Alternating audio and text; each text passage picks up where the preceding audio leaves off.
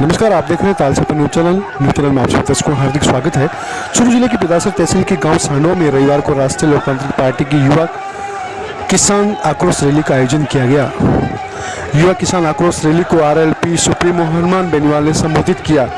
आक्रोशित रैली को संबोधित करते हुए बेनीवाल ने रैली में उपस्थित आमजन को राष्ट्रीय लोकतांत्रिक पार्टी को मजबूत करने का आह्वान करते हुए कहा कि वे 2003 से लेकर 2023 तक अपनी जवानी के 20 साल किसानों के संघर्ष अधिकारों की लड़ाई व पैरवी करने में दिए हैं। उन्होंने प्रदेश की कांग्रेस सरकार को आड़े हाथों लेते हुए कहा कि कांग्रेस ने अपने घोषणा पत्र में 10 दिनों में किसानों की कर्ज माफी की घोषणा की थी, लेकिन आज तक किसानों का कर्ज माफ नहीं हुआ। वहीं केंद्र की भाजपा सरकार किसानों के लिए काले कानून बना रही है। उन्होंने आमजन से अपील करते हुए कहा कि उनका लक्ष्य है कि किसान प्रदेश का मुख्यमंत्री बने और जिस दिन किसान मुख्यमंत्री बन गया उस दिन प्रदेश के सभी भ्रष्टाचारी प्रदेश छोड़कर बंगाल की खाड़ी में भाग जाएंगे। उन्होंने प्रदेश में किसानों को मुफ्त बिजली, टोल फ्री राशन, किसानों की कर्ज माफी सहित पेट्रोल डीजल के दामों में बढ़ोतरी का मुद्दा लोकसभा में उठाने की बात कही। इस अवसर पर हनुमान बेनीवाल का रालोपा कार्यकर्ताओं ने 51 किलो की माला व साफा पहनाकर स्वागत किया। आक्रोश रैली को मेड़ता विधायक इंदिरा बावरी, खींवसर विधायक नारायण बेनीवाल सहित क्षेत्रीय पदाधिकारियों व कार्यकर्ताओं ने भी संबोधित किया। उपस्थित है सबका मैं हृदय से आभार प्रकट करता हूँ। बहुत बहुत आपका धन्यवाद। मुझे आने में आरएलपी के प्रदेशाध्यक्ष विधानसभा क्षेत्र और 6 विधानसभा क्षेत्र के नेता देखो चंद्रमल वे नेता हुआ करते थे जिनको किसान के बारे में कैसे नहीं पता। भवनलाल शर्मा, हरिशंकर बाबरा, अब सारे नाम नहीं लूंगा मैं, आप समझ गए होंगे।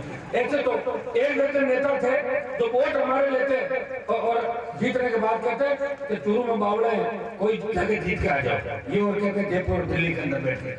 भाइयों, इस सील को, इस जो अपने को कहते हैं ना कि इनके वोट तो हम इनको लड़ा के और बावड़ा बढ़ा के ले लेते हैं, इस बात को इस बार खत्म करना है।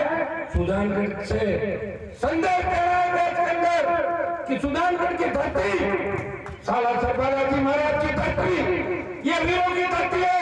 ये कांग्रेस और भारतीय जनता पार्टी जिनका मिला जुला खेल है, वसुंधरा और गहलोत तो 22 साल मिलकर इस राजस्थान को लूटा है। हमें तीसरी ताकत चाहिए। हम हमारे भाई की पार्टी के साथ है जिसका चुनाव चिन्ह बोतल है, तो राजस्थान को बचाने के लिए निकला है। भाइयों, मेरा किसी को भेदभाव नहीं है, मैं भी चाहता अपने हवाई जहाजों में, हेलीकॉप्टरों में बड़े बड़े चार्टर खरीद लेता। अगर मुझे पैसा कमाना होता 1977 के अंदर पिताजी एमएलए बने, जिन लोगों के घर में एक बार प्रधानमंत्री होता है वो भी करोड़पति हो जाते हैं।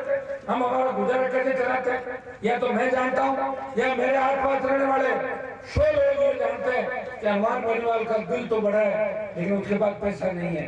वो चाहता ही है गरीब की मदद हो। भाइयों, मैंने प्रण लिया कि जब तक किसान के बेटे को असली मुख्यमंत्री राजस्थान का नहीं बनाऊंगा, जब तक किसानों के हाथ में सत्ता नहीं होगी, हनुमान बेनीवाल मंत्री नहीं बनेगा। मंत्री पदों को राजस्थान में ठोकर मारी, दिल्ली में ठोकर मारी और आपकी सत्ता में कब्जा कराने के लिए रातों को एक करती। आपको पता होगा कि जो संघर्ष हनुमान बेनीवाल के खाते कर रहा है, इसमें चूरू जिले की सबसे बड़ी भूमिका है। राजनीतिक रूप से देख लो, चूरू के नेताओं से झगड़ा हुआ और हनुमान शर्त पाया। हमारे समाज के बच्चों के सीने पे तो गोली मारी गई, तब दूसरे नेता छुप गए थे मिलों के अंदर। अकेले हनुमान बेनीवाल इस किसान कौम और अपने कौम के मान और सम्मान की लड़ाई लड़ रहा था और उन अपराधियों को, हार्डकोर अपराधियों को जो हवा में चलते थे, उनको ऊपर का रास्ता दिखाया। तो उसमें भी हनुमान बेनीवाल के संघर्ष का नाम। भाइयों, उठो जागो। 3 देश के अंदर याद करो, जब मैं विधायक हुआ करता था, एक व्यक्ति में गोलियां, इसी 3 देश गांव के नौजवान को जब गोलियों से भून दिया अपराधियों ने, गुमान को, तब मैं आया या ये जान किया, जांच एसओजी को दिलाई और मुझे गिरफ्तार कराए। अगर मैं नहीं आता तो जांच पन्नों के अंदर दर्ज करेगा। हनुमान बेनीवाल के घर पे जो आ जाता है वो उसकी जाति नहीं पूछता, वो पूछता है काम क्या है। और एक बार जरूर पूछता हूँ कि आ तो जाऊंगा आंदोलन करने, लेकिन मुझे कहीं छोड़ के बीच में मत भाग जाना। मैं कई जगह जाता हूँ, देखता हूँ कि मैं तो आंदोलन करने के लिए बाहर बैठता हूँ, अंदर ही धुप होके और अंदर सेटलमेंट करके चल जाते हैं। तो मैं ये जरूर गारंटी लेता हूँ कि भाई मुझे बुलाओ तो कम से कम बात पूरी करके ही उठेंगे, सरकार को झुका के उठेंगे। इसलिए जहां भी मैं गया हूं, आज तक किसी आंदोलन के अंदर हार नहीं हुई। और भाइयों, 13 के अंदर जब कांग्रेस और भारतीय जनता पार्टी ने आपने गठबंधन कर लिया था, 21 कांग्रेसी वसुंधरा के घर हाथी लेने के लिए जाते थे और विधानसभा में वो अपनी नेता वसुंधरा को मानते थे। तब अकेला व्यक्ति राजस्थान को बचाने के लिए लड़ता था। राजस्थान की विधानसभा में वसुंधरा जब भी बोलती, सम्मान बेनीवाल अपनी सीट पे खड़े होकर बोलता कि तुम भ्रष्टाचार की देवी हो, नीचे बैठो, मैं तुम्हें नहीं बोलने दूंगा।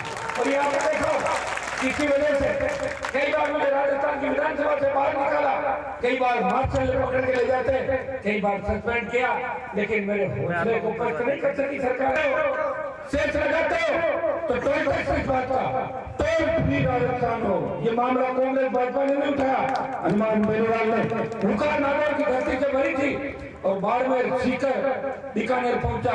उससे पहले स्टेट हाईवे राजस्थान की सरकार ने स्टेट हाईवे टोल फ्री कर दिए थे। टोल मुक्त राजस्थान की बात करी, फ्री बिजली की बात करी, बिजली उत्पादन के अंदर शिगरी विंड एनर्जी, सोलर एनर्जी का उत्पादन कर रहे हैं। उसके बाद हम 1 नंबर पे पहुंच जाएंगे। जब हम बिजली उत्पादन में नंबर 1 पे आ रहे हैं, तो किसानों से किस बात का पैसा ले रहे हो? 7-8 हजार करोड़ का रेवेन्यू अलग से देना होगा। 20,000 करोड़ तो सरकार अकेले दारू से कमाती है, दारू से। तो भाइयों, मुफ्त बिजली राजस्थान के किसानों को मिले, इससे टोल फ्री राजस्थान हो, समुद्र कर्मियों को नियमित किया जाए और दोनों पार्टियों को बेरोजगारी भत्ता भी याद दिलाया, तो हनुमान और राजस्थान के किसानों की हुकार है। पार्टियों को बेरोजगारी भत्ता याद दिला दिया, बेरोजगारी भत्ता मिल नहीं रहा, याद दिलाया क्या जरूर है। मुख्यमंत्री ने भी बजट के अंदर ऐसी घोषणाएं कर रहे थे, जैसे 2 दिन के अंदर राजस्थान बदल जाएगा, हर घर पर सोने के छज्जे लग जाएंगे। मैं इसी भी घोषणा करता हूँ। अरे घोषणाओं जो का क्या, 70 साल में घोषणाएं तो हो रही है। अभी हमारे बाबा जी राम कुमार जी नायक ने, देखिए ये क्या मन के 5 साल बाद होगा चुनाव, सारी जगह तो चुनाव नहीं होता है, आप जानते हैं। वो चुनाव जो किसी की मौत होती है तब होते हैं। ये तो सुल्तानगढ़ क्षेत्र के अंदर मास्टर जी का जो देहांत हुआ, इसके लिए मैं श्रद्धांजलि अभी बहुत लड़ा के थे, लंबे समय तक और लड़ते हो आगे, लेकिन उधर को जो मंजूर होता है वही हुआ। लेकिन भाइयों, मुझे बता दो कि मास्टर जी और मास्टर जी के बेटे में कितना फर्क है? रातों दिन का फर्क है नहीं है। कहीं उसके हाथ में आप यहाँ विधायक बना कर दे दोगे तो सुजानगढ़ के भी चर्चे ऐसे चलेंगे जैसे हमारे नागौर में भानु मिर्जा MP हुआ था, उसके चर्चे चलते थे। है ना आपको भानु मिर्जा के बारे में सुना होगा ना आपने, मंच भाई करते था। तो भाई ऐसे चर्चे हमें नहीं चलाने। और दूसरी, कोई मुझे कह रहा था कि पिछली बार कुछ नौजवान हमारे पास आए सुजानगढ़ के कि साहब, मैंने कहा उसको RLP से लड़ाओ। वो सरोज थी ना लड़की, क्या नाम था? अच्छा, उसको मैंने कहा भाई RLP से लड़ाओ, तो बोला RLP से नहीं लड़ाएंगे, हम तो आपके नाम से लड़ाएंगे। अरे साथियों, आपके जोश को देखकर मुझे भी जोश आ गया और 2 शब्दों में दिल्ली की इज्जत लड़की। पार्टी के तमाम पदाधिकारी और पार्टी के मजबूत छोटे बड़े कार्यकर्ता भाइयों, आज यहाँ युवा किसान